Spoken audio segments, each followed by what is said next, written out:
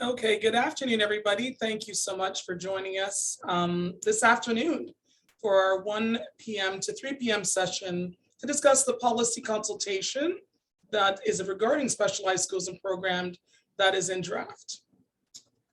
Next slide, please. We acknowledge we are hosted on the lands of the Mississaugas of the Anishinaabe, the Haudenosaunee Confederacy, and the Wendat. We also recognize the enduring presence of all First Nation, Métis, and Inuit peoples. I recognize that I'm a settler, and each and every day, my role is to intentionally dismantle oppressive practices that have been part of our history and to honor the enduring presence of all First Nations, Métis, and Inuit people. Next slide, please. My name is Lorraine Linton, and my role today is to go over the agenda and the introductions of our analysts. I am the Assistant Superintendent for Secondary Programs and Admissions in the TDSB, and it's great to have so many of you with us this afternoon. I'd also like to bring to your attention that by clicking the CC button, the bottom of the Zoom screen, you can view the closed captioning. May not be perfect, but it may be of assistance and help some. I also wanted to mention that interpretation has been provided in a variety of requested languages. You'll notice that throughout the presentation, we will pause on occasion to allow for the interpreters enough time and space to be able to deliver messages in a variety of languages. We'll also be having a Q&A time, question and answer, and we will address many of the questions that you have. Some may have been addressed in the presentation, some you may think of later. What we wanted you to know is there's a Q&A button that you can begin to enter your thoughts, your comments, or your questions in during this time. Next slide, please. We do have a code of conduct we'll be abiding by. All participants of virtual public consultations are expected to maintain meeting decorum and abide by the requirements of the Board of Conduct. That's PR 585. The Code of Online Conduct, which is PR 571. Discrimination and harassment will not be tolerated. Participants exhibiting inappropriate conduct will be removed from the virtual public consultation by Toronto District School Board staff. Thank you for that. Next slide, please. So at this time, what I'm going to do is introduce the panelists of people that will be speaking. And then we're going to go into a bit of a welcome. So let me start first by introducing, and as I introduce you, if you can release your camera, that would be great. So Associate Director of Business Operations and Service Excellence, Craig Snyder. Thanks, Craig. Andrew Gowdy, System Planning Officer. Thank you, Andrew. Dan Castaldo, Senior Manager Planning. Thank you, Dan. Dan Siftikanine, Communications Officer. Thank you, Dan. Amy Presley, Research Coordinator. Thank you, Amy. Denny Farr, Policy Officer. Thanks, Denny. Reiko Fuentes, Centrally Assigned Principal, Secondary Program and Admissions. Thank you, Reiko. And Anna Ng, Administrative Liaison, Secondary Program and Admissions. Thank you, Anna. Okay, so next slide is the agenda for today. We've done the introduction of panelists. We are going to hear from Associate Director Snyder with welcome words. We're going to also hear a bit about a context and background information from Dan Castaldo. We're going to also hear some of the key elements of the policy about specialized schools and program, the policy that's in draft, and Reiko Fuentes will be doing that for us. I'll be sharing a bit about what we've heard so far, and then we're going to go into a rich time of question and answer, hoping you will stay with us for that time as well, where Andrew Gowdy, Amy Presley, Denny Farr, and Dan Siftikanine will be helping. And then we're going to bring it back to how we would like to receive your feedback. And really tonight it's about hearing your voices. So again, we really are thankful that you're with us tonight, this afternoon, actually. Okay, at this time, I'd like to go to the next slide and introduce Craig Snyder to provide some welcome for us. Thanks, Craig. Thank you, Lorraine. And first of all, I'd like to say thank you and good afternoon to everyone. On behalf of the director and senior team, we'd like to thank you for joining us today to have a discussion around specialized schools and program policy. And we welcome those that are on the webinar, as well as those that have called in and those that have signed in with an interpreter. So we hope you find this of value. We appreciate your time with us this afternoon. As Lorraine spoke about earlier, we began this consultation several months ago, but due to the pandemic of COVID-19, we had to stop the process. So we're now reconvening the work and having this one last round of consultation with you. As we have, there's 3 rounds of consultation. This is the second consultation, and the final round of a webinar will happen tonight at 7 p.m. To discuss the draft policy and for specialized schools and program. This afternoon, you're going to hear from a variety of staff in different areas, and we look forward to hearing your thoughts. And so that's, as Lorraine just said, there'll be an opportunity at the end of this presentation to hear your voice and what's important to you. And we appreciate you all being here this afternoon. So without any further ado, I'll pass it back to Lorraine. But thank you again for being here. Thank you for those welcome words from Craig Snyder. Thank you so much, Craig. Next slide, please. So I'm just going to read a few statements regarding the difference between the policy and the procedure. So the policy is a statement of intent. It's the governing principles or end result adopted by the board in public and intended to guide future actions. So in this regard, we're looking at specialized schools and programs, and the policy we're discussing is for that purpose. The operational procedure is a document issued to the Director of Education governing the implementation of board policy, legislative requirement, and it's a government, the government directive or the system operational requirement. The operational procedure is a process-oriented document that explains how governing policy requirements must be implemented. And we're going to be hearing a lot of feedback from folks today. And I just felt it was really important as we begin our presentation that whether your comments are related to the policy, which is what we're asking for feedback on, or you have a comment, we will still file that because it will help govern how we build our procedures. So your voice today, again, is very important.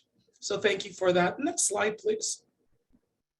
At this time, we're going to introduce Dan Castaldo, who's going to share with us the overview and the background on this whole piece. Thanks, Dan. Thank you, Lorraine. Good afternoon, everyone, and thank you for joining us today. So just before we get into the key elements of the policy, it's important to review some of the background and context to familiarize ourselves with the work that has led us to this point. So equitable access to programs and opportunities within the board has been a long-standing issue for many communities. And there's been quite a ramp that has led us to where we are in terms of addressing those gaps through the secondary program review. And the draft specialized schools and programs policy being shared today is part of that work, and it builds upon a number of key strategic initiatives and milestones, starting with the integrated equity framework. And this was a multi-year action plan from 2016 that aligned the operations and organizational culture of the TDSB with the board's equity vision. And this was followed by the report of the Enhancing Equity Task Force in December of 2017, which was an extensive engagement with many of our parents and our students and brought many of the systemic barriers around access and opportunities to the surface. The report outlined a series of recommendations to support students, especially those who have been traditionally underserved or marginalized, and identified specific areas of focus that included strong secondary neighborhood schools. Following that was the director's response to the Enhancing Equity Task Force report, and this was in 2018. And it brought forward a series of recommendations and directions that aligned with the board's principles of equity. And it was centered in a commitment to ensure that all students have the right tools, resources, access, and opportunities that they need to thrive. And also ensuring that these opportunities and experiences were available and offered to everyone. And all of these initiatives led to the formation of the board's multi-year strategic plan. And this was approved by the board in October 2018. And it really sets the direction for all of our work and identifies a set of broad system goals that support all students. It's underpinned by an objective of ensuring that every student receives a great education by having equitable access to programs and resources, along with increased opportunities that lead to success. And the multi-year strategic plan is supported by a series of action plans that really lay the groundwork for transforming student learning. And these action plans included updating the guiding principles of our long-term program and accommodation strategy to align with the board's commitments to equity and access. And that led us to the secondary program review in 2019, which is actually one of the action plans to support the multi-year strategic plan. And the secondary program review, it's a review of all secondary schools, all programs and policies, as well as procedures to ensure that students have equitable access to rich programs and opportunities as close to home as possible, which really forms the vision for secondary schools right across the board. Next is the optional attendance policy review. This began in 2019 as part of the secondary program review. And the optional attendance policy allows students to apply to schools other than their designated school by home address. And this has been in place since amalgamation. So this policy review, again, it began in late 2019, and a revised version will be presented to trustees in the new year for approval. And lastly is the specialized schools and program policy, which began in 2020. And it was through the optional attendance policy review that we determined that specialized schools and programs really did require their own context and set of principles. And this led to the approval of a work plan in January 2020 to develop the policy that we are now bringing forward to the public for insight and feedback. We, of course, began this process back in the spring of 2020, but the consultation was put on hold at that time due to the global pandemic. Next slide, please. So the following guiding principles of the policy were developed from the recommendations of the Enhancing Equity Task Force, the director's response to the report, and of course, our multi-year strategic plan, specifically the commitment to providing equity of access to learning opportunities for all students. And within the guiding principles, you'll see many of the themes that align with the context and background that I've just presented, and they include a commitment to strong local neighborhood schools, the provision of accessible programming, ensuring that we respond to student voices and choices, to increasing opportunities for our students, and promoting equity, inclusion, and human rights. Next slide, please. So as we saw on the previous slide, the secondary program review, the revised optional attendance policy, and the new specialized schools and programs policy work are all very interconnected initiatives. And this diagram is one way to demonstrate the alignment of these initiatives and how they're working together to move the system toward the vision for secondary schools in the TDSB. And that overarching process is the secondary program review. And the first step was to establish the vision for secondary programming in the board, which I had described. And this is shown in the top left quadrant of the circle, and that's in the darkest shade of blue. But to move our system forward, the optional attendance and specialized schools and programs policies need to reflect and support the vision for secondary schools in the board. And this is the work that we're currently doing. And the insights and feedback that we receive from our communities will be an asset to that process. We're also going to begin the right sizing of our secondary school system. And part of the challenge that we are experiencing is that there are simply too many buildings and too much space available within our schools. And this over time has facilitated a lengthy period of choice and competition among our schools. And that's led to significant imbalances and inequities across the system that need to be addressed. So the board has approved a plan that will focus our work over the next few years on addressing the small collegiates that exist across our system. And our collegiates really should be destinations that offer breadth of programming for all students. But some of them have very small enrollments that don't allow for the same range of opportunities that a larger school can offer. And we'll be conducting a series of processes called pupil accommodation reviews over the next 3 years, where clusters of schools across the city will be reviewed and where some of schools within those clusters could be recommended for closure. And each of these pupil accommodation reviews will include multiple opportunities for further public engagement. So once we have the appropriate policy framework in place and we're moving forward with the work to right-size our system, we can also begin to analyze where gaps exist in terms of access to programs and opportunities right across the city. And we'll be able to assess where these imbalances are, where these inequities are, and then develop strategies and plans to address those gaps. So now I'm going to turn it to Raiko to take us through the next part of the presentation. Thank you. Great, thanks, Dan. So I'm going to be walking us through some of the key elements of this draft policy.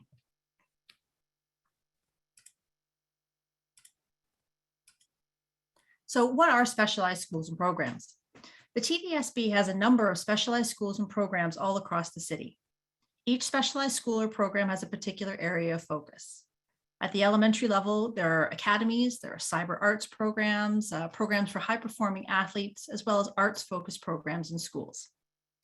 There are currently over 30 specialized programs in our secondary schools, such as International Baccalaureate, Elite Athletes, arts programs, specialized programs in math, science, and technology, and in addition, there are 3 specialized schools. It's important to note that special education, gifted, and French immersion are not considered specialized programs and do not fall under the scope of this policy. As Dan mentioned earlier, specialized schools and programs used to be included in the optional attendance policy. The decision was made that a separate policy and set of procedures outside of optional attendance were needed in order to establish clearer and more consistent admissions procedures, practices, and timelines. The draft was first put together in March 2020, and there were earlier rounds of consultation, but as you know, this was paused as a result of the COVID-19 pandemic, and we're now conducting the final phase of consultations on that draft. And we've worked very actively to engage as many community members as possible in this process. So what's different in this policy? This new policy distinguishes between 2 different types of specialized programs: district or board-wide specialized programs and local specialized programs. And let's start by talking about district or board-wide schools and programs.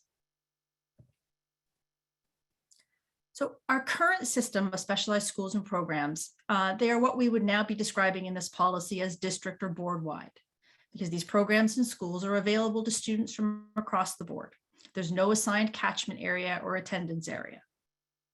These are schools and programs with a specific focus, such as the arts, athletics, STEM, or skilled trades. Admissions priority goes to students who live in the City of Toronto. Only if all City of Toronto students have been offered placement will students from outside of the city be considered. Next, these schools and programs will have standardized admissions processes and criteria that are established by the board. For example, if we have 5 different schools that offer the International Baccalaureate program, we want to make sure that the admissions process to these schools is the same, so that students from across the city have the same chance of getting in. The board will establish admissions criteria that promote equity, inclusion, and human rights. We are currently working on a centralized online application tool, which will help to standardize our process across the city and ensure consistency.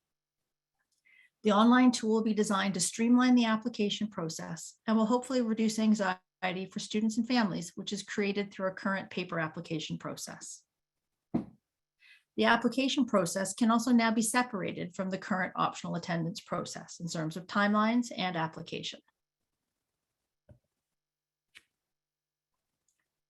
The board will determine the number, scope, and location of district-wide programs. That sort of falls under that circular plan that Dan was talking about as we look to see where there are gaps in our programming. We will need to take into account what schools currently have space to offer district-wide programs, what the facilities are like, where specialized program opportunities are needed, and where we face enrollment pressure. As with the current process, students will still be able to apply for 2 specialized schools or programs. If a program offers more than one, if there are multiple streams within a program, each program will require a separate application. This is sometimes the case in some of the arts programs. Students can only participate in one specialized program at a time, with the exception of specialist high skills majors or SHISM programs, where students can pursue the various components of the SHISM program alongside with their other courses of study. To learn more about SHISM programs, please visit the TDSB website. Finally, transportation will not be provided for district or board-wide programs, as is the case with our current policy for optional attendance. Next, let's take a look at the second type of specialized program, which we will refer to as local specialized programs. Like district or board-wide programs, local specialized programs have a specific focus, such as the arts, athletics, math, science or technology, or skilled trades. However, these are available only to students registered at that local school. We want local schools to respond to student voice, choice, and interest, and to develop programs that meet these needs. Schools can design local specialized programs with a wide variety of areas of focus. The school principal will establish the admissions processes and criteria in consultation with school staff, the superintendent, and central departments. And like district or board-wide programs, the admissions criteria will promote equity, inclusion, and human rights.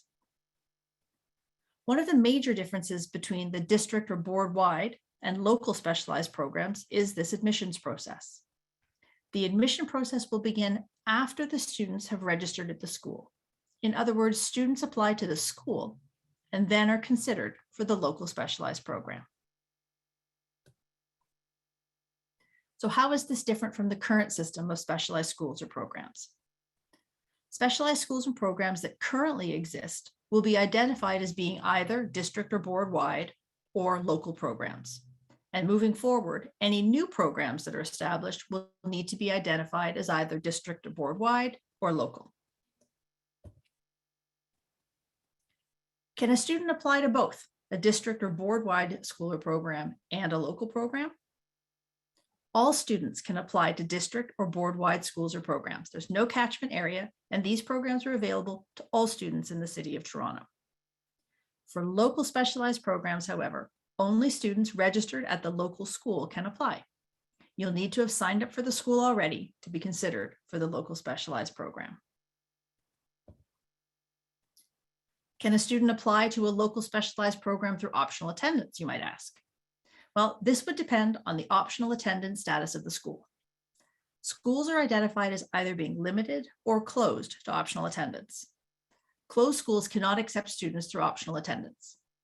Limited schools can accept some students through optional attendance. So students can apply to limited schools through optional attendance. However, the admission process to the local specialized program at that school will not commence until after the student is accepted and registered at the school. So what are some examples of local specialized programs? Many schools already have special and unique programs available to the students attending the school. As I mentioned earlier, SHISM programs or specialist high skills majors, they're programs focused on an economic sector, and they run in grade 11 and grade 12, and they're currently running in about 50 of our secondary schools. There are already student leadership programs in some of our schools, as well as law in action within schools, the Cisco Nortel networking program, to name but a few. Also, advanced placement courses are offered in many schools for students in grades 11 and 12 who are interested. So how would a school initiate a new local specialized program? The steps required to start a new specialized program will be outlined in the procedure document that will be developed in the upcoming months. And again, local schools are encouraged to respond to student voice, choice, and interest, and develop programs to meet the needs of their students. How will the board be standardizing the admissions process to specialized schools and programs? The board will be working to establish admissions practices that are consistent for each type of specialized school or program, and to ensure that the set criteria are clearly communicated to families. Work also needs to be done to ensure that admissions practices are free from barriers that might prevent some students from applying, or having criteria that might make it harder for some students to be considered than others. Will existing specialized programs be identified as local specialized programs? Good question. Many of our existing specialized programs will be identified as district or board-wide programs, for example, art schools, elite athlete programs. Some of our existing programs may be deemed local specialized programs, available only to students from within the local school population. This decision will be made in consultation with the local school principal, school superintendent, and central departments such as planning. So why would that happen? Why would an existing program be identified as a local specialized program? First, some of our schools have many more students than can be accommodated. In order to provide the best experience possible for all students, we may need to limit acceptance into some programs, as the schools must be able to provide programming for its local students. Also, in some schools, students from the local neighborhood do not benefit from the specialized program because all of the spaces are given to out-of-area students. We want to create an opportunity for local students to benefit from the program and to encourage enrollment in the local school. What will be the impact on existing students of specialized programs or schools if this sort of a change is made? Students already enrolled in a program would continue in the program until graduation or program completion. This would not have an impact on them. It's important to note that the changes would only impact students in future grades, those who had not yet been admitted to the program. When would these changes occur? Well, the first step is to finalize the new policy. Staff will then develop the operational procedures as to how this policy will be put into practice. It's our intent to have both this policy and the updated optional attendance policy in place for the fall of 2022, just under 1 year from now, so that schools will be following the standardized admissions practices for students applying for admission in high school in September 2023. So with that, I'm going to hand it back to System Superintendent Lorraine Linton. Thank you, Rachel, for that overview. And at this time, what I'll do is just bring some of the pieces that we've heard together. Next slide, please. So this afternoon, we've heard an overview from Associate Director Snyder, who provided just an overview about the fact that the consultation had been paused due to COVID. We've also heard about the history of this policy and procedure, and Dan shared particularly this slide. And what we've done is just shown a small capture of it, just to remind folks that for this afternoon, we're really looking primarily at this quadrant, which is the optional attendance in specialized schools and program policies. And of course, that's developing the policies with public consultation along with the accompanying procedure.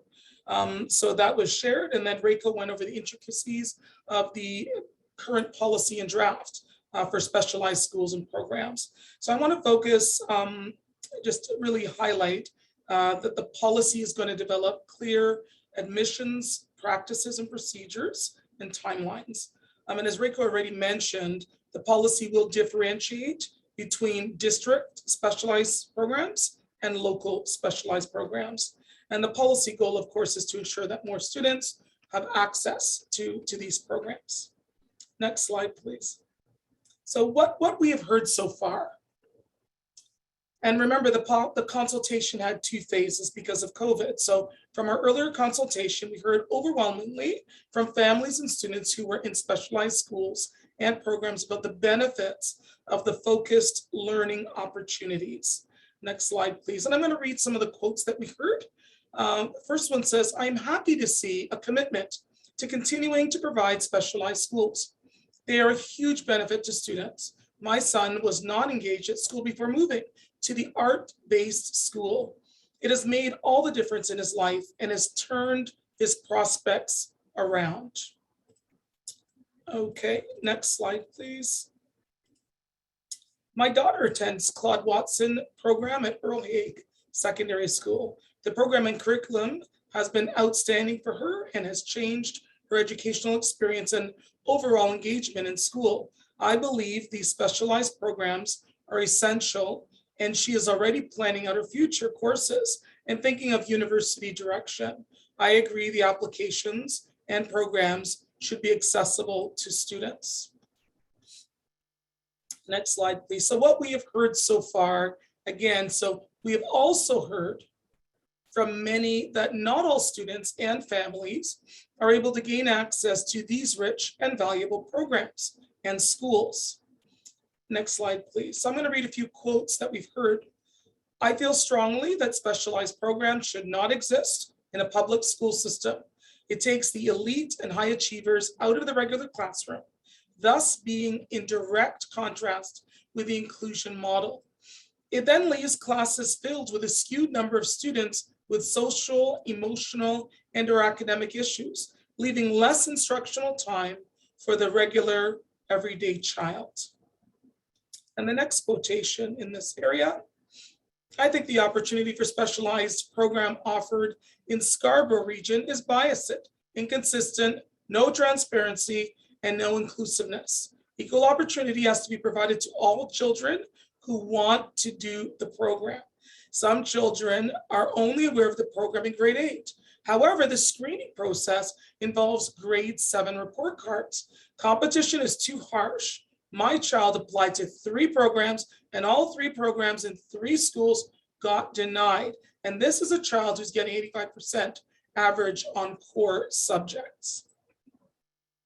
So we can see that we've heard different perspectives, and we are looking to again hear that today, this afternoon, as we go to our Q&A. Our next slide speaks about the disproportional representation in specialized schools and programs. So the first bullet says there are disproportions among student identity groups across Toronto District School Boards, specialized schools and programs. So students who identify as Black, as Middle Eastern, as Latin, and Indigenous are underrepresented in specialized schools and programs. The next bullet says students with special education needs, not gifted, are underrepresented in specialized schools and programs. So this is some information that we need to be considerate of as it relates to the draft policy that's before us. I'm going to go to the next slide. And this is really about where we're going over the next little while, just before we get to the Q&A time. You can see that the public consultation will end on December 17th. The revised draft policy will be written, completed over December, but definitely January of 2022.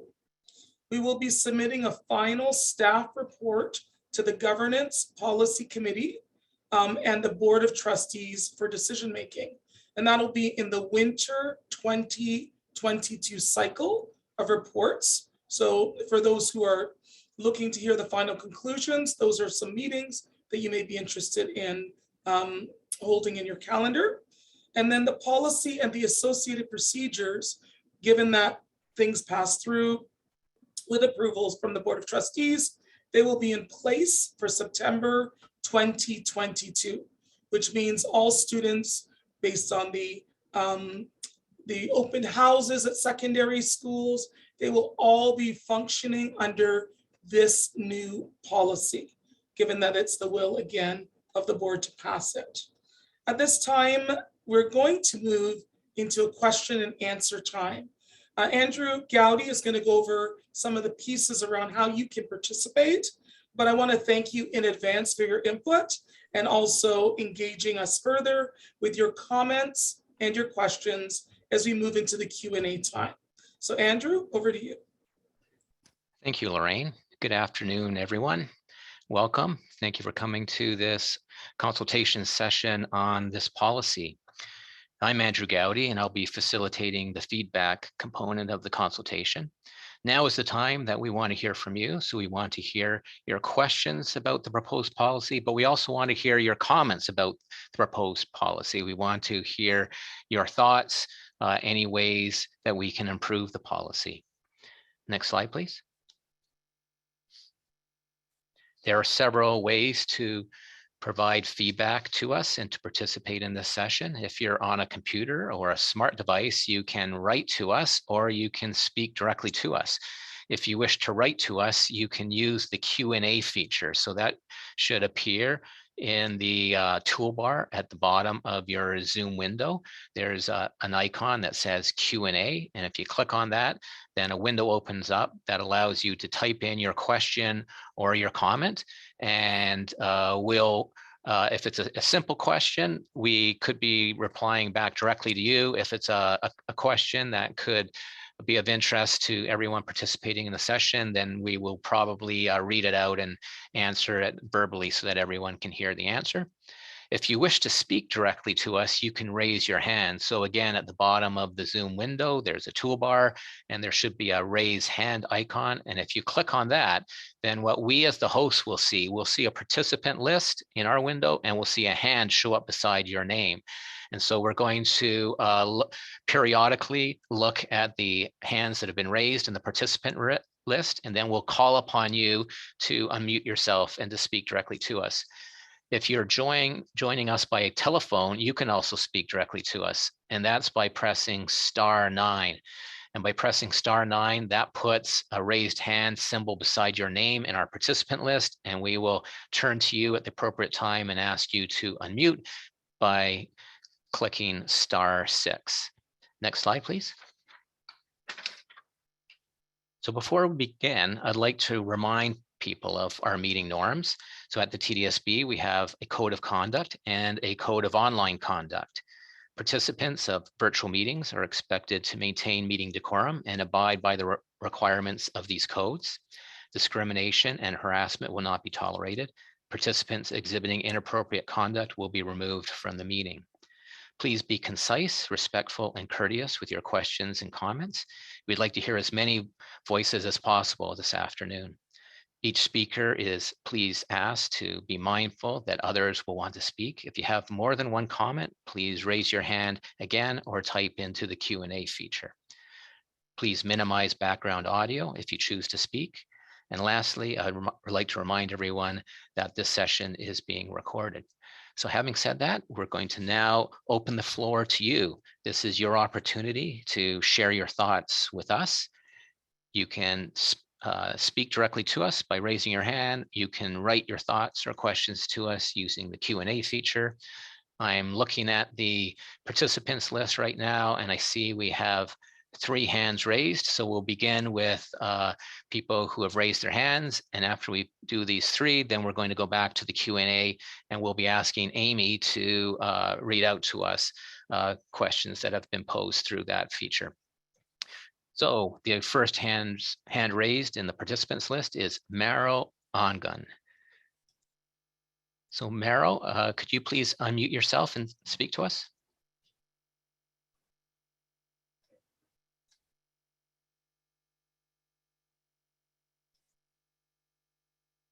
So Meryl, you're free to unmute yourself. There's a mic button that you should be able to press to unmute yourself.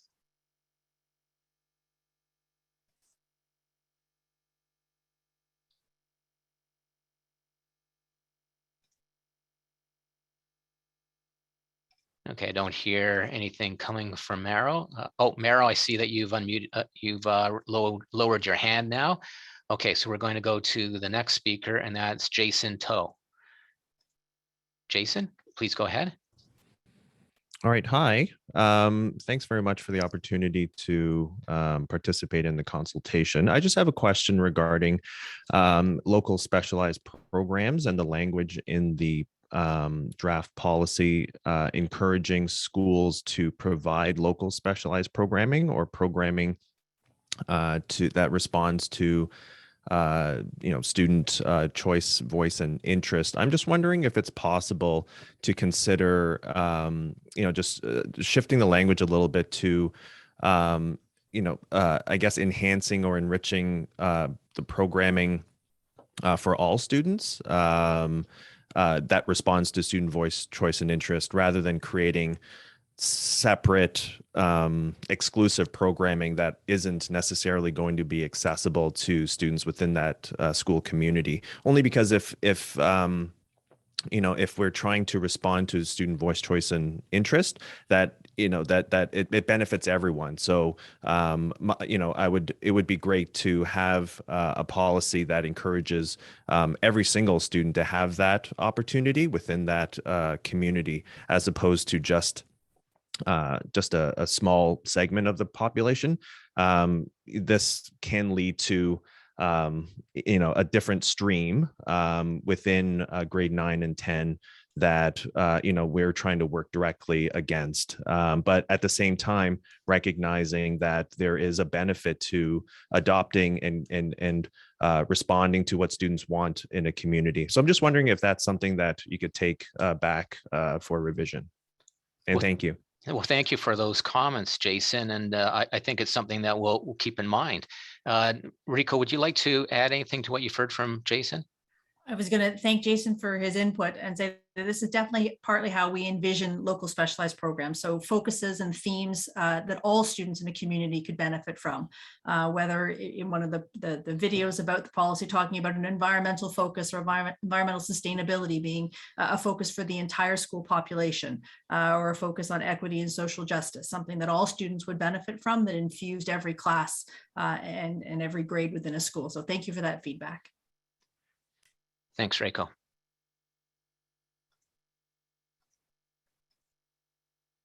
Okay, moving on to our next speaker. It's Pankaj Patel. So Pankaj, could you please unmute yourself and speak? Hi. Yeah, just on the same note to what just gentleman said, when we advertise this program as a specialized program, whether it's local or board-wise, I think that word creates so much pressure and confusions. So I want to give my feedback that it should be probably renamed something like, choices of program or something more appropriate, and not specialization, because the specialization, I truly believe, happens after the secondary, like the students goes to, different stream in colleges and universities, like mechanical, constructions, electrical, computers. So that's a specialization to me as a parent. And we should remove that from the education, public education secondary system. The second feedback I have is, I'm not sure if it's already considered, to have a centralized inventory of what's available where, and easy to understand the descriptions of it. So parents don't have to go to individual websites of the schools to learn about the programs and all that. Whether it's local or centralized, right? Even if it's local, if I say, in Ward 1, there are 5 different schools offering, local choices of program, we're good to have a centralized inventory so parents don't have to poke around in each school and see what's going on there, right? And the third feedback I have is, when we talk about this in grade 8, I think it's too late and it's too close to making choices for grade 9, because this information takes a while for parents to digest and understand. I suggest that we start advertising or start educating students and parents earlier from grade 6 and 7, so that when they are in grade 8 and they have time to make the choice, they're already well aware of it. Thank you for hearing me. Well, thank you, Pankaj. 3 excellent comments. It's really helpful to hear parents' perspectives on how the language we're using is interpreted. And so we hear what you're saying about the use of the word specialized, and you've offered an interesting alternative of choices. Centralization is something that we're investigating. Certainly having clear communication is one of our goals. And making the system coherent to parents and students is a key priority to us. So thank you for your thoughts about how to make information more accessible to parents in one location on the website.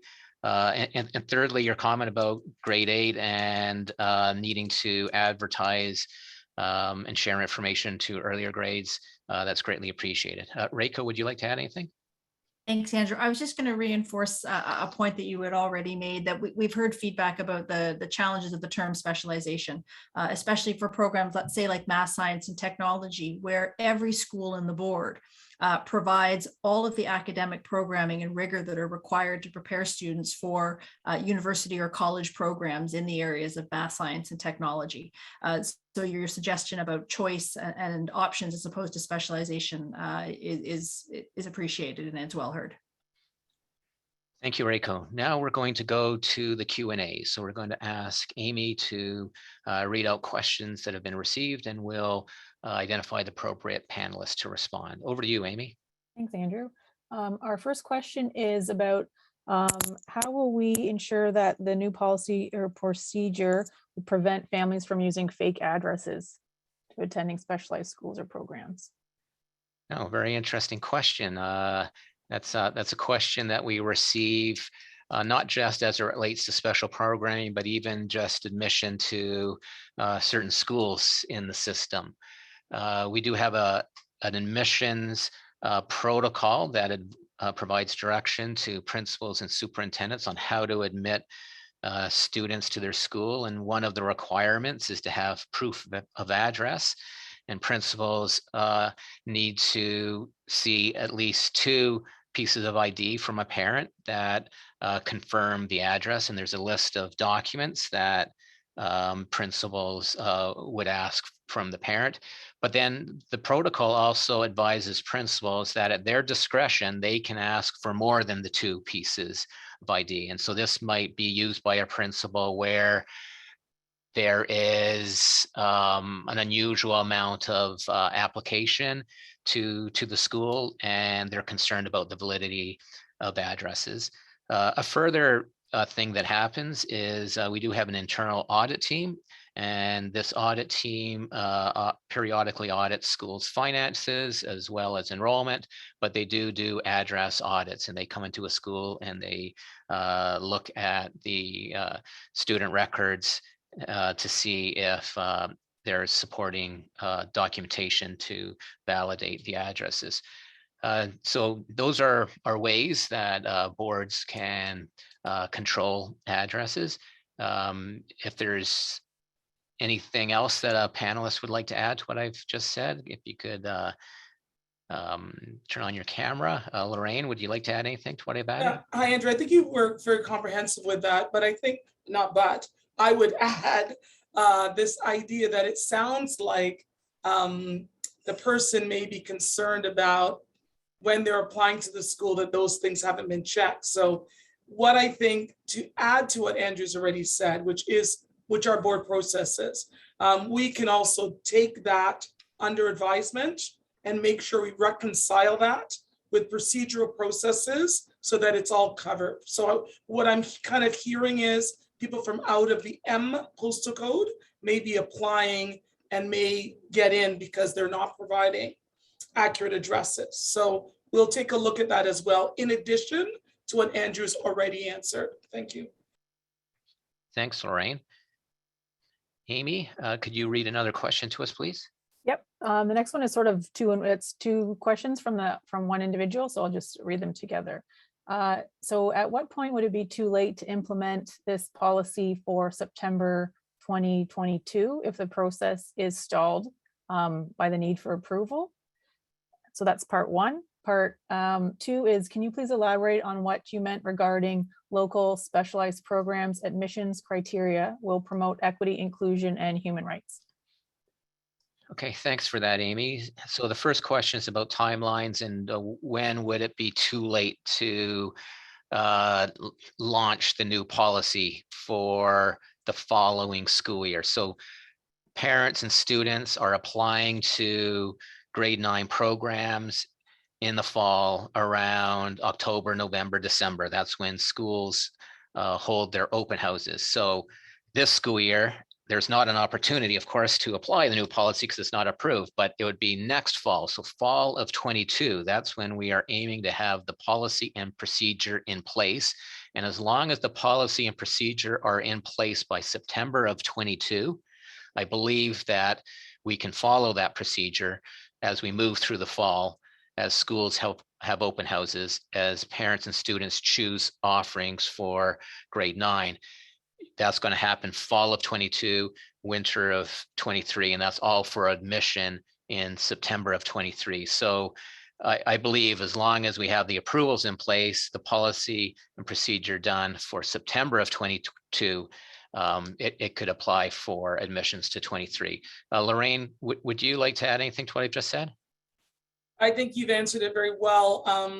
I think the person who's asking the question is probably looking at any delays. And I think one of the things we're strategically doing now is trying to ensure that we really have an understanding of what's required for the procedure so that we can honor some of the timelines. So we're really consulting now. And as I mentioned to the previous question, we're going to put that in our procedures. It's the same thinking. So I think if there's a delay of a month or what have you, we can still achieve the goal of launching for September 2022.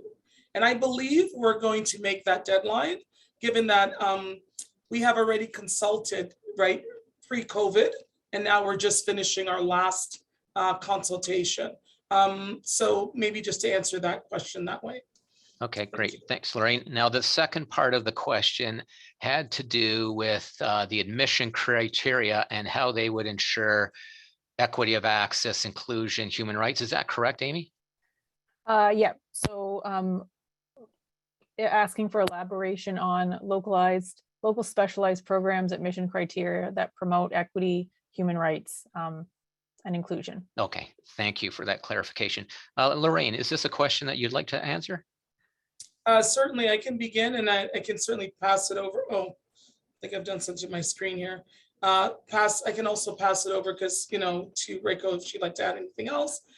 So as it relates to the human rights I just want to see the question again.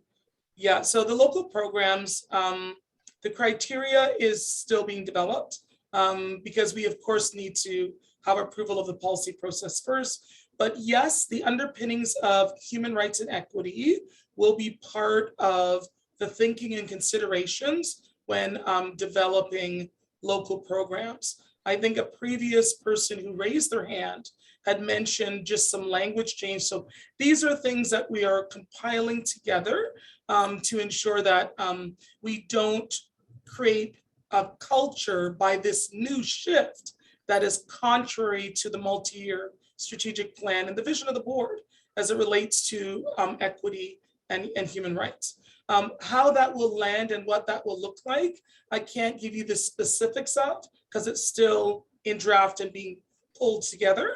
But what I can say is that this question can be added to the thoughts around creating that with the working group so that it lands the way it needs to, because that would be our commitment as board employees as well. So I like the statement, I like the question, and thank you. Thanks, Lorraine. We're going to go back to the speakers list.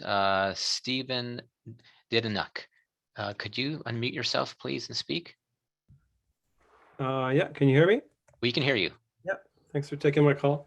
Yeah, I guess my question kind of is related to the last question there about the criteria. I'm fairly new to this process. I'm just a parent who's interested in getting more involved, and I had a look at the existing policy and as well as the new one, and I'm trying to understand the rationale for this change at all. I mean, as I can see it, we're removing a policy that stood the test of time for 20 years or more.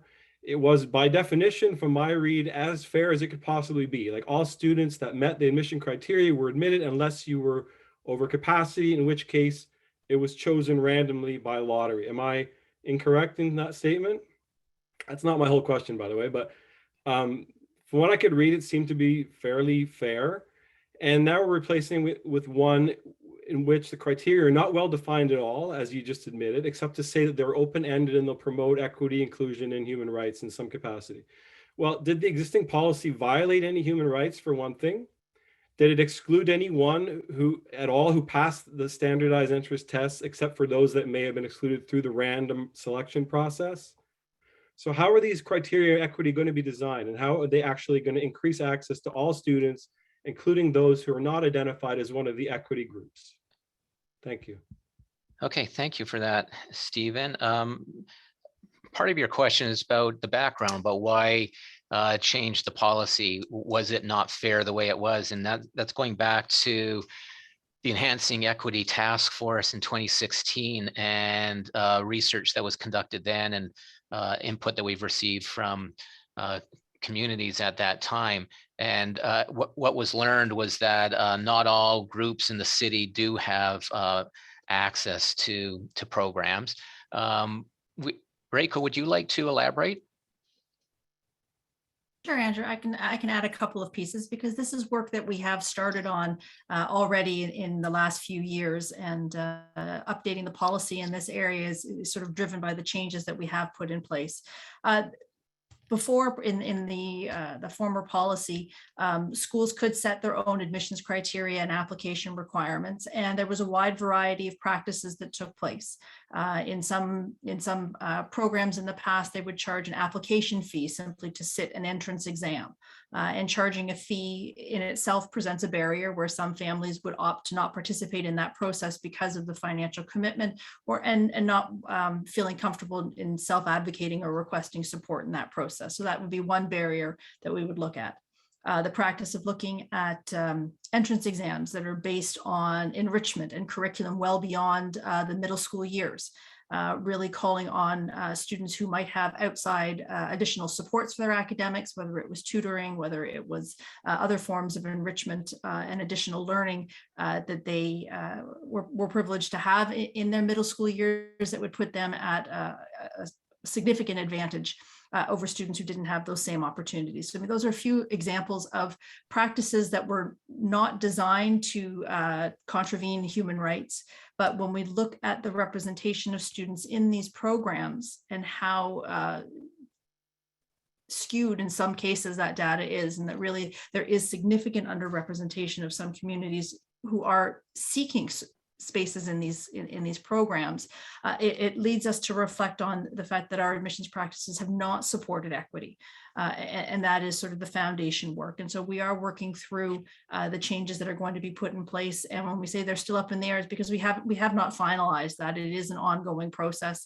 And many of our schools and programs have already changed and shifted their admissions practices now prior to the policy implementation in an attempt to lead to better outcomes for all students in our programs. Thanks, Reiko. Lorraine, would you like to add anything?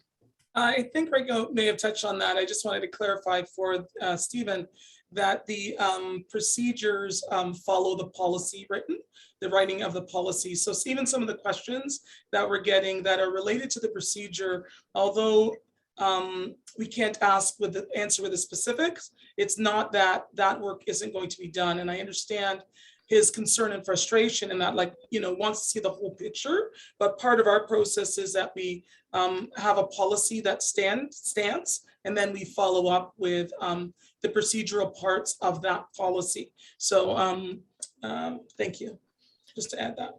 Yeah, thanks, Lorraine. So Stephen, just to add to what you've heard, there are barriers right now. They've led to underrepresentation of certain groups into our specialized programs.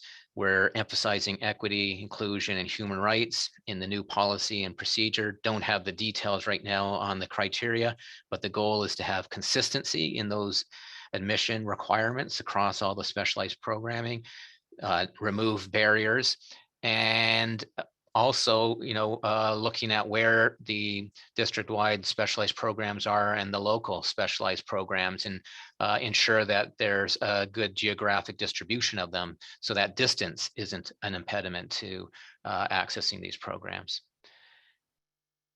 Okay, back to the speakers list. Alexis Dawson, you're next. Alexis, could you please unmute yourself? Thank you. Good afternoon, everyone. Thank you for having this meeting. It's been very informative so far. I have, I guess, two questions. One is related to, in building upon the questions that we just heard. Just to give an example of current inequity, maybe that might help me understand the process flow of this consultation. So as an example, Etobicoke School for the Arts, the current admission process is very Eurocentric. So students are given, a list of arias or, Shakespearean soliloquies and are expected to perform them, and that advantages certain students. And so I'm wondering, how is that kind of, cultural criteria being weighed in upon as a result, in line with equity? I'm not sure if that's part of the policy, but I would like clarification on that. And then the second piece is, how is intersectionality being taken into consideration with this? So, race as well as socioeconomic privilege, ability, all of those things, how are those intersections taken into account in a holistic way through the admissions process? Okay, thank you, Alexis. So the first question is about how are cultural criteria being weighed in on? Reiko, is this a question you can respond to? Sure, I can try my best. So I know we are working in consultation with the arts programs, some of whom still include audition requirements. And I know that much work has been done in the last few years in recognizing the accessibility of the materials that students are being asked to perform. And I know that in some cases, the music pieces that were chosen at ESA have gone from being not required, but as suggestions if students are looking for pieces to use for their audition. But there is more an element of choice in that particular programming. I was actually just looking at ESA's soliloquy pieces, and there are some new pieces that are being offered and put forward this year with a wider variety of options for students. But I do hear your point, and that is one of the reasons that auditions are a piece of our closer look, not only the content, but looking at the adjudication process. Who are the people who are judging, and what lens are they seeing performances through? So they're great points. And part of the work in reducing some of the barriers, for example, we have been working with one of the specialized schools, Ursula Franklin Academy, who again had in years past admissions criteria based on an essay, on an entrance exam, on previous report card data. So multiple hoops that were required for students to jump through. Many students, when it was a face-to-face exam, just the transportation and getting to the school to write that exam was a barrier in itself. And so this year, moving forward in their process, they've removed all of those admissions requirements, and it truly is a lottery. Students who are interested in applying to the program simply have to apply for consideration in the lottery. And there's an intentional focus on increasing representation of our underrepresented student groups and self-identification through their application. So I'm not sure if that sort of supports some information for you, Alexis, there. Yeah, that's really helpful. Okay, wait. So just to clarify what you just said about Ursula Franklin, is that admissions process in effect now? Okay, so the students admitted the program now would have gone through that? Grade 8's going to grade 9s. So grade 8's going to grade 9 in 2022. Yeah. And in fact, I believe last year, due to COVID, the entrance exam that was supposed to have been held was not held, and it was done by lottery. But those who applied last year thought they were going to be writing an exam. All right, that's very helpful. Thank you. It's been an ongoing shift, and that's work that's being led by school administrators prior to the implementation of this policy and the new oversight on procedures. Mm-hmm. Okay, thank you. Welcome.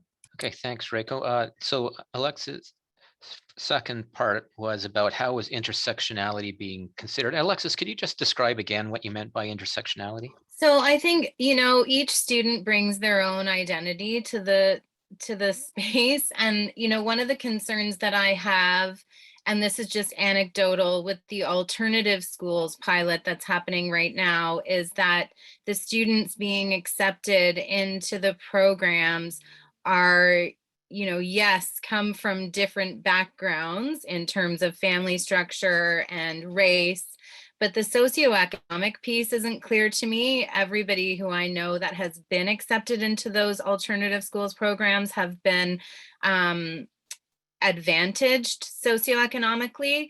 And so I just wonder, how is that being weighed in upon in the specialized programs review? Okay, thank you for that clarification. Reiko, back to you. Is this something that can be reflected in admission criteria? Well, one of the examples that I mentioned already, the practice of charging application fees. And also recognizing the charging of other academic fees obviously prevents hardship and challenge, and that is part of the scope of the work that we're doing. I think in the future steps of the secondary program review, where we're looking at the locations of our programs, transportation, and whether it's access through to the TTC, or looking to have programs in more of our neighborhoods and closer to home, is part of the very important part of that work, in ensuring that students don't have to trek across the city to gain access to a program that might support their interests and passions. And I know that that is one of the barriers and obstacles for many. Okay, thanks, Reiko. So thank you very much, Alexis. We're going to move on to the next speaker, and that's Jennifer Arp. Welcome, Jennifer. Could you unmute yourself, please? Yes, thank you. Thank you so much. And thank you for hosting the opportunity for the school, for the TDSB community to provide feedback. I have two questions specifically on the policy. 6.2.9, which relates to the central application system. I was wondering if any consideration has been given to include language within that point that allows for students who are on IEPs or have other exceptionalities to ensure that they have access to that application, or if they don't have, a computer at home and may not want to write an application within the school environment themselves, that opportunity is being provided to them. My second question is about 6.2.10, which is about transportation. And I worry that not providing any transportation is a barrier for some students. I mean, TTC, once you get into high school, is quite expensive. I'm, fortunate that my oldest is in a specialized program at his home school, so he can get to school by foot, but not a lot of students can do that. And so the inclusion of language that is will not provide, I think, is a barrier. And not having it included within policy, some sort of provision for TTC tickets to be given to students who may need, I think, is a gap within the policy. So those are my two questions. Thank you. Okay, thank you, Jennifer.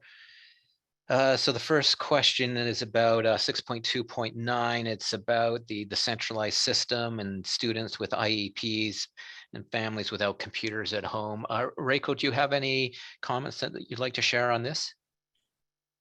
So this is absolutely on our radar as one of the challenges in all of the work that we're doing, even going through the consultation process, supporting families who don't have access to technology. And so it's noted as a point for consideration as we work out our procedures to find ways for our schools to support families who may not have access to technology at home, and whether that's involving the lending of technology. You mentioned not being comfortable completing an application while at school, and that's absolutely valid. As for the IEPs, again, I think part of our work in looking at the programming in specialized schools and programs is ensuring that they are inclusive and that students that have special education needs are able to fully participate in the application process and in the programs while they're in the schools. And I think that's a key piece in this, as we have seen underrepresentation of students with special education needs outside of gifted in these programs. And so we know that there are barriers that have prevented access in the past, and that is part of the work that we're doing. As for the transportation piece, I spoke to it a little bit in the earlier, in an answer earlier to Alexis, looking at the location of programs and trying to bring them closer to home. And I know that the transportation has presented a large challenge and is a barrier for many. Thank you, Reiko. And I think that's about all we can say about transportation at this point. It doesn't just pertain to specialized programming, it also pertains to French program offerings, that there's a real emphasis on looking at where those programs are offered and ensuring that they're within an accessible distance to where families reside. Thank you very much, Jennifer. So that's the participants list right now. No more hands raised at this moment. We're going to turn to Amy and the Q&As. Amy, could you give us another question, please? Great, thanks, Andrew. So there was actually a bunch of questions about transportation, so now that's been answered. So we have another question about, so thinking about the admissions criteria, and this is maybe more for arts-focused schools, will there be a removal of auditions? Thank you, Amy. Reiko, would you like to respond to that?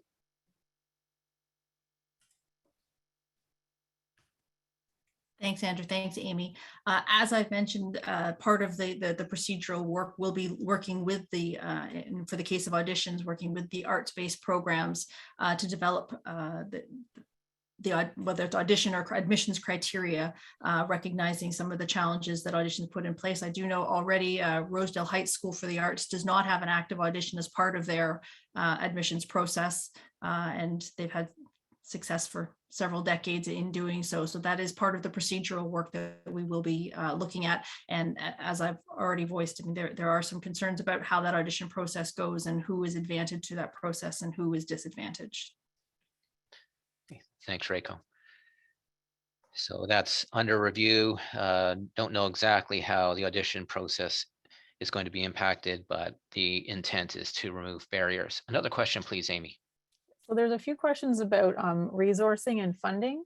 So how can we advocate for more resources at our specialized schools programs? Thank you, Amy. Lorraine, would you like to answer this question, please? Yeah, thank you, Andrew. That's an excellent question and something that we will certainly take a look at.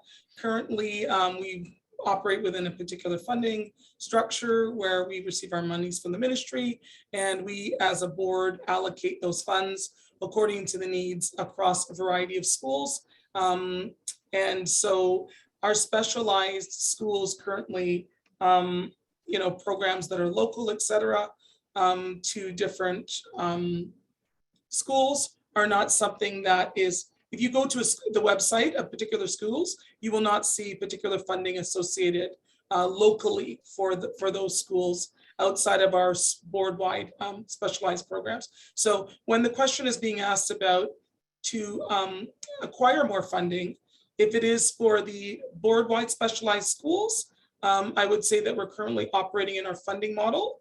If it is for the local schools under the new policy, it would still really be the same answer. There's a sort of a finite limit. And I think what they're asking for is, how do we get more?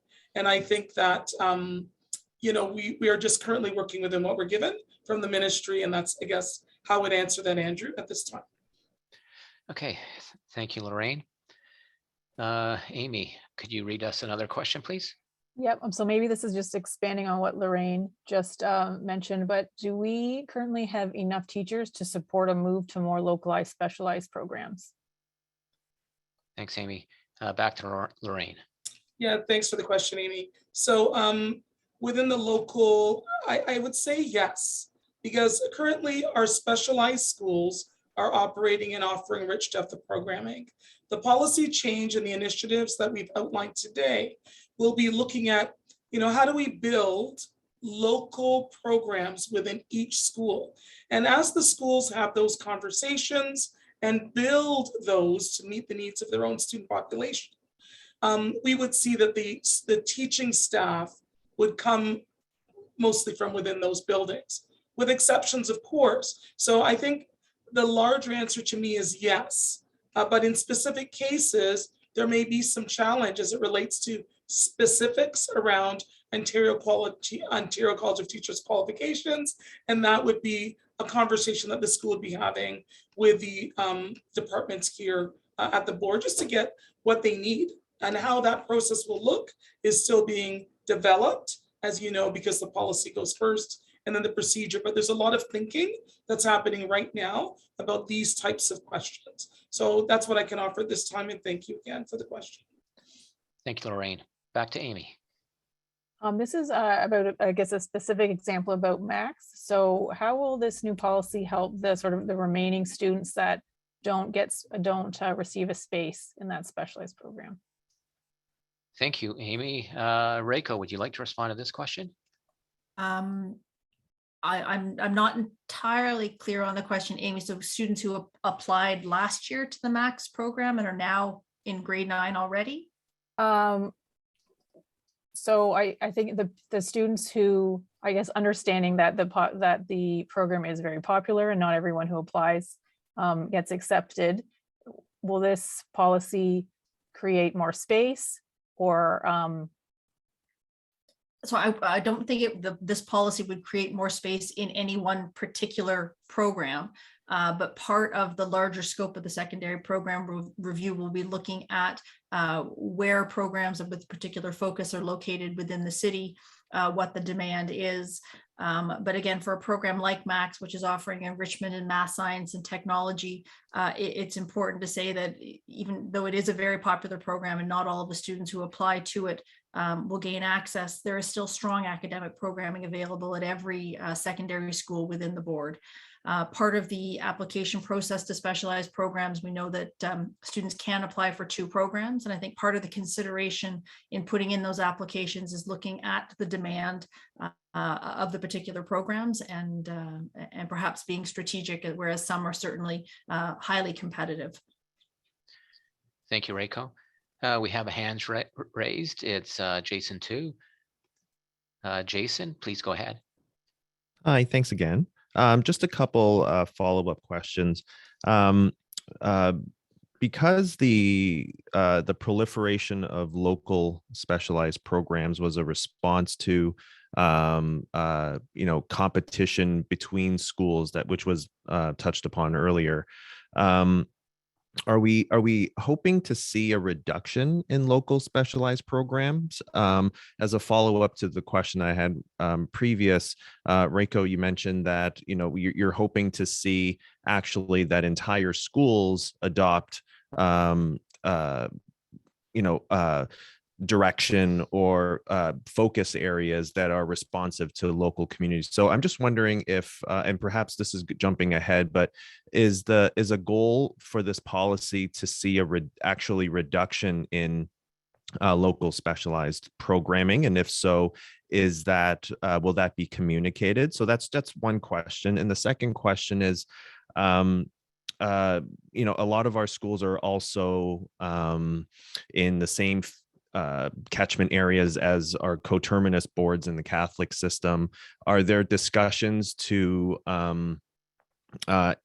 ensure that there's some communication or alignment? I'm just wondering if there's a process to discuss attendance or programming with our coterminous boards. Thank you. Okay, thanks, Jason.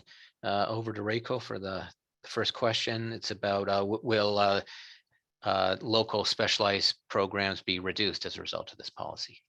So that's a great question, Jason. And I think there are multiple facets to it. I think that's part of the consultation process that we're undertaking right now. We continue to undertake with administrators and senior team in the board, looking at the competition piece. And again, that falls into the earlier conversation about the surplus of seats that are available in schools. And so that has been the culture that schools are competing.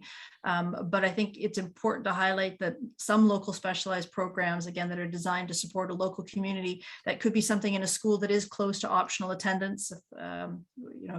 Just think of something, maybe perhaps something like Riverdale Collegiate that is closed to optional attendance and only supports students in the local catchment area, how they might design a specialized program for their students supporting Indigenous studies. It's an area of focus they already have, and it might be something they might try to grow and expand and make available to any of the students that are within their school community. So there are some ways that local specialized programs can truly support the students who are in catchment and attending a school, not as a means of competition, but simply to offer area of focus or growth and interest for students. Thanks, Reiko. And the second question is about, do we plan program offerings and locations with our coterminous school boards like the Toronto Catholic District School Board? Interesting question. Lorraine, do you have any thoughts to share? Yeah, thanks, Andrew. And to Jason, we are developing our plans and will be having those conversations, Jason. So thank you for that. I think it's important because there's always interest from private and from the Catholic board to come to the public.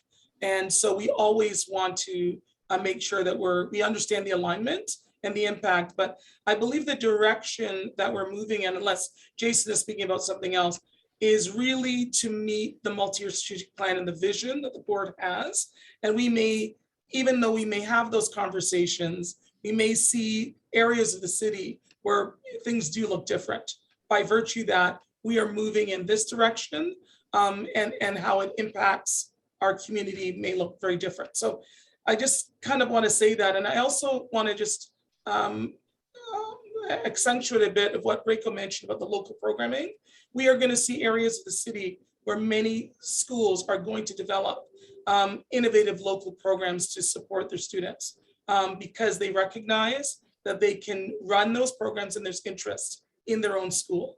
And the reason I mentioned that is because the question was also framed about whether we want an increase or a decrease. And while we're consulting, we do need to land that so that we have an understanding of how that would invariably impact the conterminous boards for what Jason said. So there's a real deep connectedness in this regard, depending on the decisions, how it moves, how it affects different regions of the Toronto area, the secondary review in terms of aligning, developing schools of 1,000. I think it's quite a, it's quite a deep question. And we're saying that we're hearing that, we're thinking that way, unless Jason's thinking something else. And I'm certainly happy to hear that. Thank you. Yeah, thanks for that, Lorraine.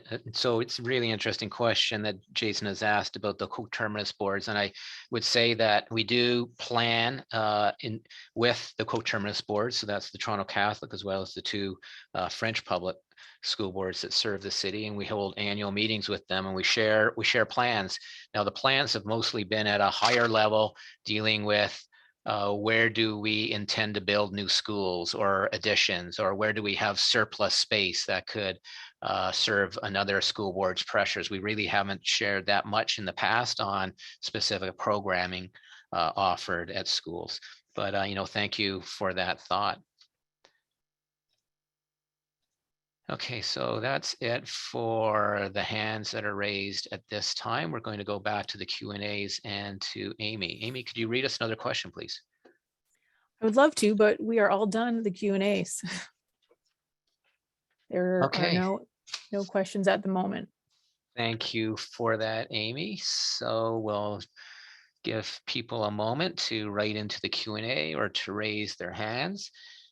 So just to recap, this is a consultation on the policy, and we've heard a presentation from Dan, Reiko, and Lorraine about what the policy could contain. And one of the big changes to the policy right now is introducing a new type of specialized program. So we'll have district-wide specialized programs. They're open to anybody across the city of Toronto, regardless of address. Then we're going to have local specialized programs. They're going to be governed by the school's regular program boundary. And if the school's full, then nobody would get into the local special program, but local students. Are there any thoughts about this notion of the two types of specialized programs? Is there support for introducing local specialized program? Equity of access, inclusion, and human rights is central to how we're changing the policy. Do you think the language that we've used is addressing equity of access? Okay, we have another hand raised. It's Karen Elkin. Karen, go ahead, please. Hi there. Thanks for this. I had written a question in and then it was sort of answered, but I just kind of wanted to share that what my mind is grappling with right now is the immense challenge that the board is faced with around dealing with this issue. And I don't envy the people who are trying to navigate this process. Full disclosure, my son is in a grade 9 specialized program. I don't have any more children. So, I don't have as strong a vested interest for my own family. But I'm trying to imagine a scenario where you have a specialized program at a local school, and there's a student who attends that school where that doesn't jive with them, and they'd really rather go to the school that's just, you know, on the other side of the street, but they don't have access because it's closed to them, but they have a much stronger program in, say, sports or arts or something that they're interested in. And so my brain is sort of grappling with the spaghetti around this of there will always be situations where students don't have access to a program that specifically aligns with their interest values or meets their needs. And so I'm just kind of curious, how is the group writing this policy and thinking about how to implement it, grappling with that issue as well? Kind of a philosophical question, I guess, more than anything. Yeah, thank you for that, Karen. And yeah, you've really hit upon a challenge with managing, you know, program options across the city. And, you know, one of the goals of the policy changes is to increase accessibility. So I guess one of the thoughts to share is that, you know, the goal is to have strong programming at all schools. So one of the elements of the secondary program review that Dan Castaldo had described is increasing enrollment at all of our schools. So we do have quite a range of enrollment ranges across the city. We have, you know, very large schools of 1,200 plus students, and then we also have very small schools of 400 students and less. So we really have too many pupil places for our student population.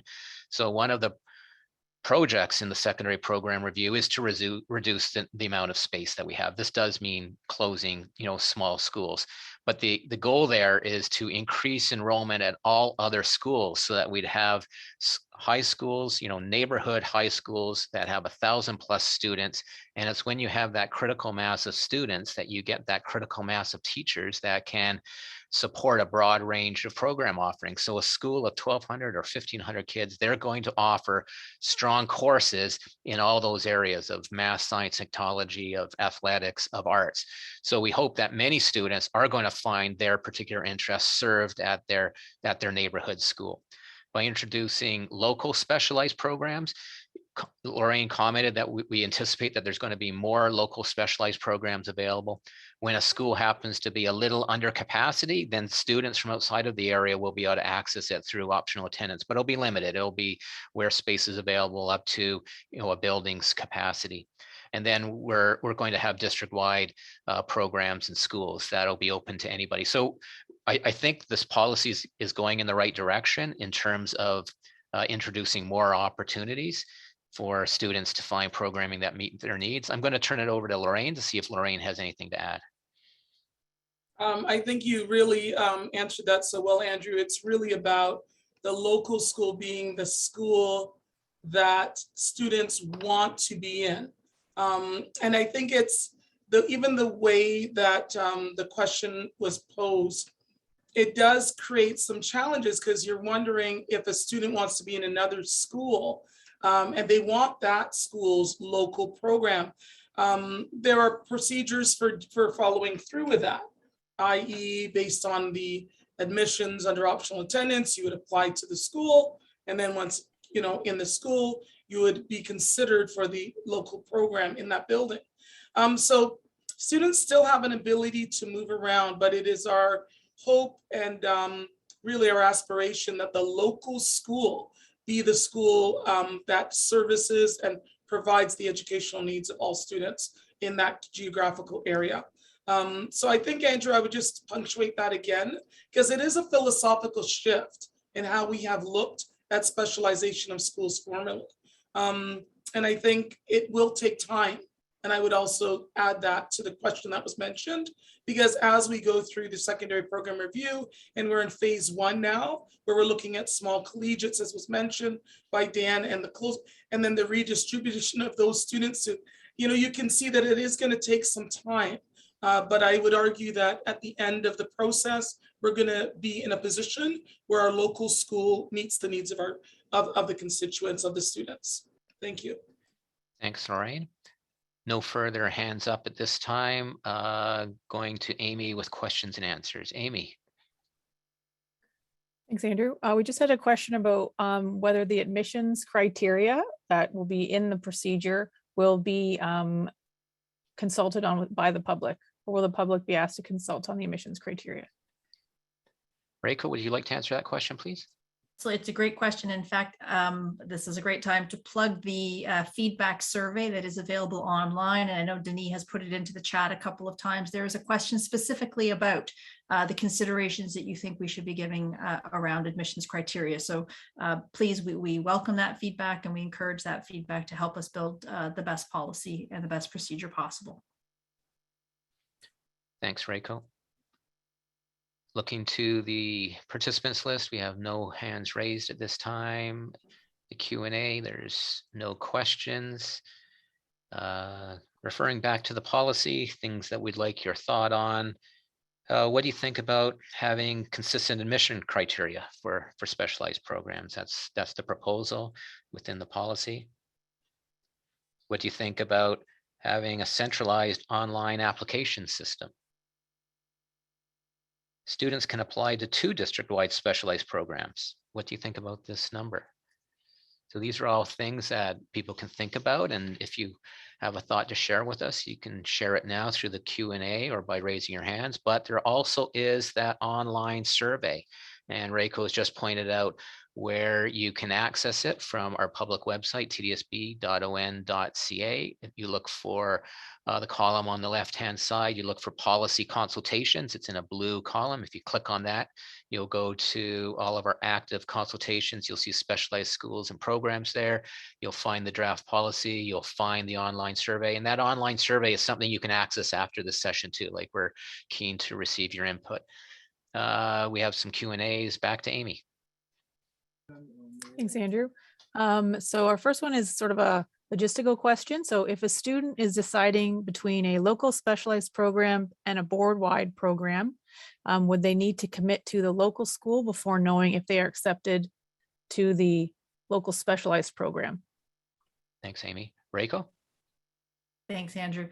Yes, that is the understanding, that you would commit to the local school, and once a student is registered to attend that school, then the consideration process for the local specialized program would begin. And in some local specialized programs, that isn't even in grade 9. I should just say that it isn't just in grade 9, it's just what's available, for example, like the SHISMs, the specialist high skills major, which would start in grade 11. Thank you, Reiko. Amy, could you read us another question, please? We have a few. Sorry, just a few just popped up. So just wondering about the rationale for the two choices for the specialized schools or programs. Just wondering where that rationale came from. Thank you, Amy. Currently in the optional attendance policy, which is being broken into optional attendance and this new specialized schools and program policy, there are numbers of schools referenced there. You can apply to 2 regular program schools and 2 specialized schools and program. We've moved the 2 specialized schools and program into the draft specialized schools and program policy. We have talked about other numbers. We talked about reducing it earlier in the consultation. We did get feedback requesting more schools for the public to apply to. Reiko, do you have anything that you'd like to add to that? So Andrew, just as you had mentioned in the earlier consultation about optional attendance, it was proposed that students only had 1 choice for secondary school, and there was a lot of feedback that 2 was required. I think when we look at, again, we've already highlighted the limited number of spaces in these specialized schools and programs. It's important, I think, that different students are given opportunities to apply, whereas if students could just apply to all of them, and then looking at the whole acceptance procedures, it really would make it more challenging for a wide variety of students to have opportunities in the programs. And so I think 2 that's been the historic value. Again, the lower value wasn't supported, but maintaining that number of 2 applications, I think that's sort of some of the rationale. Yep, thank you for that, Reiko. So 2 is providing opportunities for students, but it's also practical as well. If the entire system was open to application, I don't think we could get through that application process within a reasonable time to impact staffing and course options for the upcoming year. Moving back to the Q&As with Amy. Amy, is there another question you could read to us, please? Yep, sure. So what evaluation methods or metrics will you look at to ensure these changes are meeting your goals? And what are the end goals of these changes to the policy? Thank you, Amy. This is about overall arching goals. Lorraine, would you like to answer that one, please?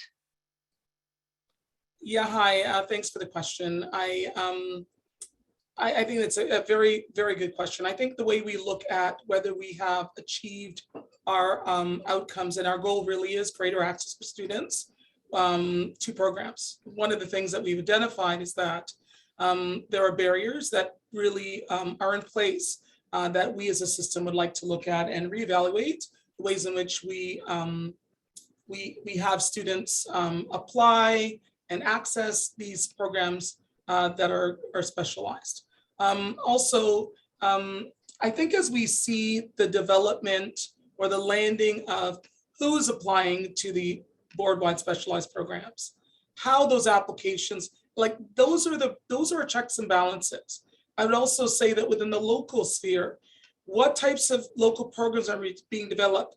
Who is being met by those programs? How is it servicing students? And it's always with students at the baseline. I think another way that we're going to see this is by looking at the data, the same way we did before this process, to see where are we at now with data as it relates to who's accessing programs, what is their experience within those programs, and whether the barriers not only to admissions are removed, but the barriers within programming are also removed. So as we do this work in an intentional way, we're looking to ensure it's guided, again, by the multi-year strategic plan, because that's really the work that we're doing. And also that we look at the same pieces that we did before to see the improvements. And I would thank you for the question as well. Thank you, Lorraine. Reiko, would you like to add anything? I just wanted to add, I think one other important piece that's part of the metrics, if you will, or the ultimate goals is not only that we have a better application process for specialized schools and programs, and where more students are gaining access, but it's also ensuring that students are having a positive experience in the programs, that they're experiencing success, and that the programs are worthwhile and supporting their interests and their passions, and that they're being successful academically in the areas of study. Thank you, Reiko. We have a participant who's raised their hand, Pankaj Patel. Could you unmute yourself and speak, please? Hello. As we're looking at the standardizing admission criteria and policies, are we also looking at standardizing the delivery or curriculum of the specialized programs? So, you know, if MST or digital media arts is offered in 3 different schools, are the 3 different schools delivering the same curriculum at the same quality and level? And then I'll go to my next question once you comment on this. Okay, great question. Thanks, Pankaj. Reiko. Thank you for the question, Pankaj. I think it's less than standardizing the exact delivery. I think every school is going to have its own strengths and its own program areas. In some of the math, science, and technology programs, there's more of an emphasis on technology simply because the physical plant in the program has technological programming. So there are going to be inherent differences. I think what's really important, though, in coming up with the standardized admissions criteria is also having a standardized philosophy. What is the purpose of the specialized program? What are the end goals? And what are we trying to accomplish to support the student programming? So it may not be in the exact course choices or the emphasis and focus in different courses, because that's often driven by the passion and the experience of your teachers. The core curriculum, the courses that they are taking, that's overseen by the Ministry of Education curriculum. So that is standard in the compulsory courses. But I think aligning that philosophy of what is our purpose in providing specialized programming is a key piece. Thanks, Reiko. Pankaj, you had a second question? The second question is related to the local specialized program. So I heard that, you said, or that's consideration that it's up to principals of the schools to design and deliver the local specialized program. Is that right? Yes, it would be the local school led by the principal who would be listening to student voice. Schools should be student-centered, so understanding what the students' interests and needs are and providing, course offerings to meet those needs.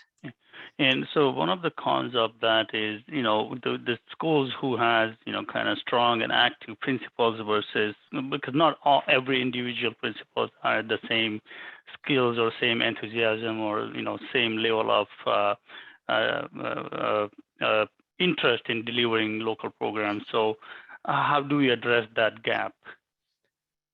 Yeah, thanks, Pankaj. Reiko, is this a question you'd like to answer? I could try. I think some of it may be a bit above my pay grade, but I'm happy to, to delve into part of it. I think part of the communication that will follow the development of this policy and the procedure will be around supporting principals in this work, coming up with some processes and how they can look to initiate programs, but also making sure that teaching staff are aware of this, that our superintendents are aware of this, and also that our school councils and school communities are aware. Because I think the most successful programs are those that are built in partnership, where we have it doesn't fall on one person to do the initiation, but it is a team that's going to support the development of something that is going to be sustainable after a principal may move on to a different school, that there is that embedded interest within the staff, the student population, and the school community. Thanks, Reiko. Lorraine, thank you. Lorraine, would you like to add anything? I would like to add that Reiko has answered the complete question, because Reiko thought she might not, but she did. And I want to thank her for that. So thank you. We're going to support our schools, and we're specifically going to support our principals. And I think one of the things we're looking at within the procedure is how and who should voice interest in those types of local programs. And I think what was mentioned by the person who spoke is that sort of, who really generates this. So we're going to look at that in the procedure, and thank you very much, everybody. Yeah, thanks, Lorraine. Like, professional learning with schools is a priority and it's ongoing. So there's always opportunities to build capacity with school leaders and school staff. And school improvement planning is something that all schools go through every year, and it addresses matters like professional learning and determining student interests and needs. Thanks, Pankaj. Looking to the participant list, we don't have any more speakers. Turning to the Q&A list, Amy, could you read another question to us, please? Yeah, we've got two questions right now. The first one is, will there be assistance provided to students and families to complete the application? So completing them with a guidance counselor perhaps, and then have language barriers being taken into consideration? Thank you, Amy. Reiko, would you like to respond, please? Thank you. That's a great question. I think in moving to an online platform for applications, this allows more opportunity to have applications and forms filled out in first languages. I will say that the online platform is still in development, so I am speaking in hypotheticals, but that is our hope in how we can support parent guardians in this process and support students as they seek to apply for specialized programs, and obviously through optional attendance as well. In terms of support in completing applications, there are elements of this that I know our grade 8 teachers are actively working. We have our middle years student success coaches that are also there to support students as they're applying for their different options in secondary school.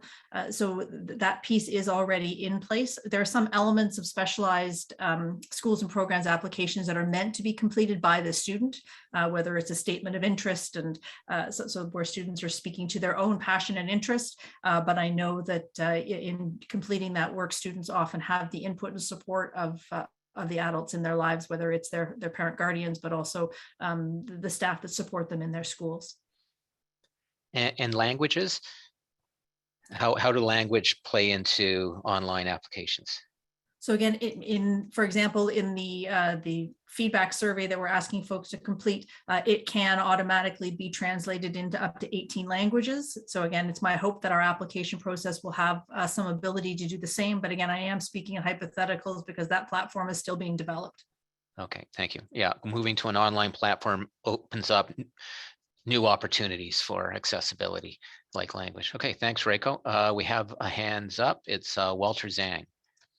Walter, could you unmute yourself and speak, please? Thank you for the offering of the opportunity. So I have a dumb question. So regarding the application for the board-wide special program and the localized special program, is there any sequence in terms of timing? Or do I have does someone have to apply for the board-wide? And after that, after the decision is made, then the localized? Yeah, thank you for that question. Not a dumb question. Like timing is really important. Reiko, over to you, please. That's a great question, Walter. Applications to the board-wide or the district-wide specialized schools and programs will happen at a certain time, and there'll be timeframes that are communicated. Again, local specialized programs, a student has to commit to going to that school prior to initiating any application to the local specialized program. So they would happen at two very different times. So again, there would be a separate period for the board-wide or district-wide specialized programs, and the local specialized program would happen after a student is registered. And so for students going into grade 9, that would likely be sort of March and on in the school year.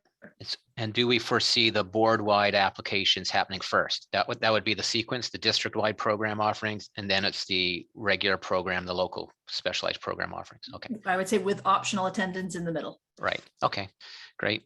Thank you for that, Reiko. Looking at the participants list, we don't have any more hands up. Going back to the Q&As. Amy, could you read us the next question, please? Yep, we've got one question, Andrew. So I'm just wondering if there's a consideration for a lottery to be used for the specialized programs and schools acceptance process. Thank you, Amy. Over to you, Reiko. Could you respond, please? Sorry, I was having trouble with my computer there. Yes, in the current practice, lotteries are encouraged where students who meet a certain admissions criteria are then accepted via lottery, and that would be part of the process moving forward. That once students met whatever the baseline admissions criteria was, that there would be an equitable and transparent process for selection. Great, thanks. So we see consistent admission criteria, standardization, removal of barriers in the admission process, and then where applications exceed spaces available when everything else is equal, then it goes to open and transparent lottery. Okay, no hands up. Amy, are there any further questions? Yep, one more just popped up. So again, this is about Max. So this individual, I guess their child was asked for leadership extracurricular, a summary chart within their application process. I'm wondering if this would be in the new admissions criteria or that would be removed. And what program was that pertaining to? For Max? For Max. Okay, thank you for that, Amy. Over to you, Reiko.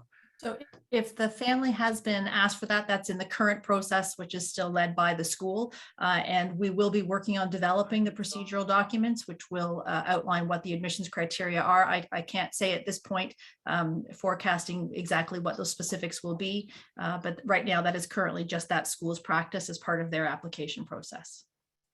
Thank you, Reiko. No hands up at this time. Back to the Q&As. Anything new, Amy? Yeah, sorry, one just popped up. So was there a separate consultation done with TDSB staff, principals, and VPs? And if yes, what was the level of participation and engagement? Okay, so that's going back to the history. This consultation has been it's evolved into 2 phases because of the pandemic that happened in the middle. Maybe this is a question for Lorraine, but also for Dan. Dan has a little bit of the history, but we'll turn it over to Lorraine first. Thank you. So there was consultation because, of course, with the presentation, we explained that the secondary program review is something that started some time ago, and then the policy work started pre-COVID. One of the things that we do with our consultations is we make sure the information goes out. So all of our staff received communication that they should participate in the survey. And many staff want to participate by providing their written voice in those measures, which are all tabulated and entered into our final report that goes out. So we will know with greater certainty the number of staff. I think that was one of the questions that was mentioned. I don't have those specifics, but I can assure you that the final report will document sort of a more holistic overview of who participated and how they participated and when. Okay. And thank you. Thank you, Lorraine. Dan, do you have anything to add what Lorraine said? No, thanks, Andrew. I think Lorraine has covered it. Just to say that there will be an opportunity, certainly through the survey, to hear from staff throughout the TDSB about this issue. Thanks for that. I'd just like to add that we do have a committee of principals that is advising us as we review the optional attendance policy, and that's part of that review of optional attendance has led to the creation of the specialized schools and program policy. So yeah, we do have leaders engaged, and there's an opportunity for everyone. This is inclusive of teachers and principals and superintendents and trustees. They can all provide input through the survey. Okay, no hands up. Moving back to the Q&As. Amy, can you read us another question, please? We don't have any more questions at the moment, Andrew. Okay, thank you. So I'm just looking at the time right now, and it's 2:51, and this session ends at 3 o'clock. So we're making good time. If we don't have any other hands raised or any other questions coming in, then I think we can move on to next steps. So we're going to close down the feedback component of the session. We're going to move into wrap up. So over to you, Lorraine. Thank you, Andrew, and thank you to all the participants who asked questions, whether in the chat or verbally. And just a reminder that in the chat, there's the direct link to the survey, because of course, we're documenting what you've mentioned here today, but you do have an opportunity to provide more of an overview by participating in the survey. This slide really lets you know a bit about our consultations. This is our second of 3. Our final will be this evening from 7 p.m. till 9 p.m. You may want to join us again, or you may want to share with someone else to join because they may have questions or interest. We have communicated that out and just wanted to leave you this reminder. Next slide, please. Our next steps really are about directing most folks to the specialized schools and programs policy consultation website. There you can see, again, we've noted the 3 dates for consultation with the public, but you also have an opportunity by email to send us something in writing that goes outside, again, of the survey, just around questions, commentary. We're happy to hear that within the team that we have. And the next slide is really sharing with you the site and what it looks like. And on the website, you will find a link to the survey. Again, it's available in 18 different languages. The survey will close on December 17th. So just a way of reminder, that concludes the 45 days for public consultation. And if you require a paper copy of the survey or know somebody who might require a paper copy of the survey, they can go to their child's school and they can pick one up or request that from their child's school. And that would be through the office. I just want to thank everybody for participating today, spending the afternoon with us. Our goal was obviously to answer any questions you had. If you would like to still reach out with questions, again, please feel free to use the website and please feel free to use the email address. Thank you all. I want to also thank our panelists, all that participated today, for your leadership and your expertise. And I want to wish everyone a very safe and enjoyable afternoon. Be well, everybody.